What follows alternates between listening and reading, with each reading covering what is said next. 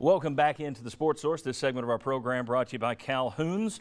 It's a taste of Tennessee. That's absolutely right. Before the game, at the game, or after the game, get by one of their 9 area locations. When you're talking Tennessee football this fall, try the best barbecue in America. We thank them for bringing you a show like today's where we have so many VFLs on our program, including the next 3 who I introduce right now.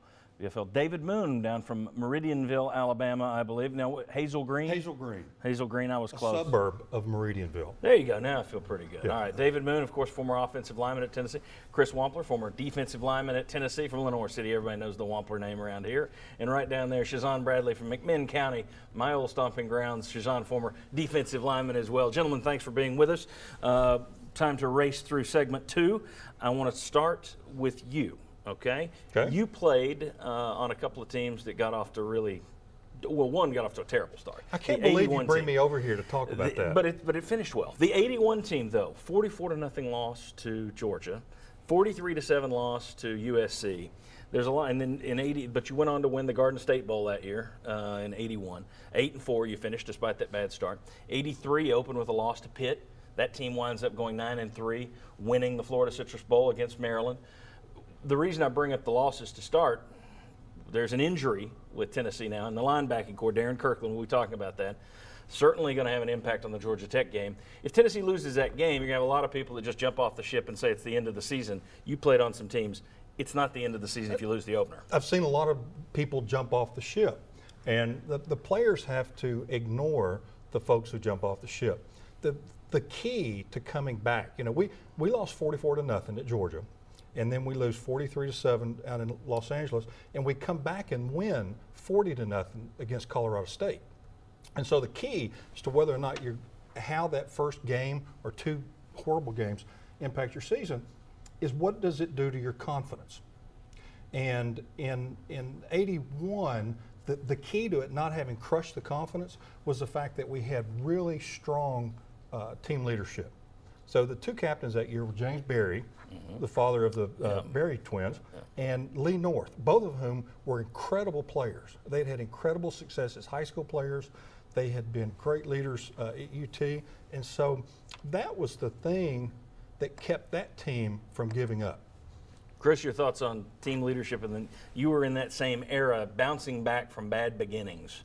Well, there were a couple of players that helped that because Georgia had Herschel Walker and USC had Marcus Allen from the defensive side. So I would agree with David. The year before that in 80, we lost a close one to Georgia in the last second to USC and went 5-6.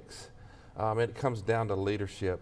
It comes down into some luck too, because along the line there we won some games 10-7, a couple of games 10-7 in that year, and just buckled down and played hard. When it comes down to it, it's all who you have in the locker room. It really does, and how you guys believe in each other and how you want to be teammates. Shazan, I want to ask you, Tennessee playing the openers on a Monday night in Atlanta, neutral site game against Georgia Tech. It's made for TV. You were in one of those games. You played in one of those in 1990. You were in the Pigskin Classic out in Anaheim against Colorado. Did you like opening the season with such a big game? Well, yes, most definitely. It's almost like number next. Who's next? What's up? Where we're gonna go? At the end of the day, this thing's all in terms of leadership. It's Butch Jones. Can he teach these kids how to gel together, stick together, and keep going? John Majors was a master at it. I'll pick John Majors up and throw him anywhere. He's a little guy, but let me tell you something. In '88, when we were 0-5, if he came down the hallway, I was running. So it's Butch. What's Butch gonna do? Can we hold it together? So even with the first game lost, you guys know this. It's gonna get loud.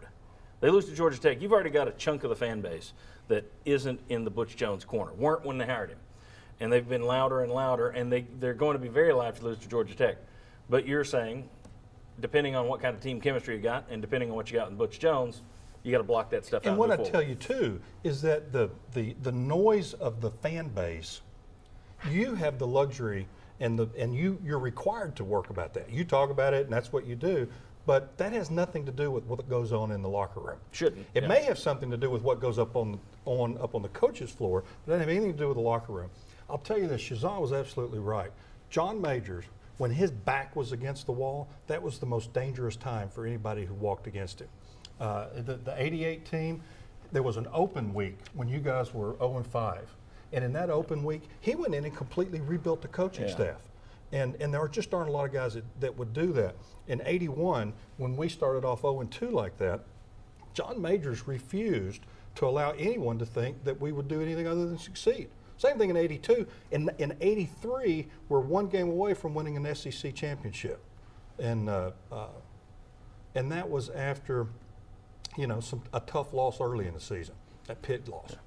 Well, he had, if you go back to, now obviously the Sugar Bowl team changed a lot of that, but for years he said his favorite team was the 81 team because the adversity they hit, you guys went through at the first, and then the willpower to bounce back and have a good year and win a bowl game. Gentlemen, we'll have you back out here a little bit later. The next round, we're going to talk about Darren Kirkland Jr.'s injury and injuries overall. Are they a reality or an excuse? Come on back.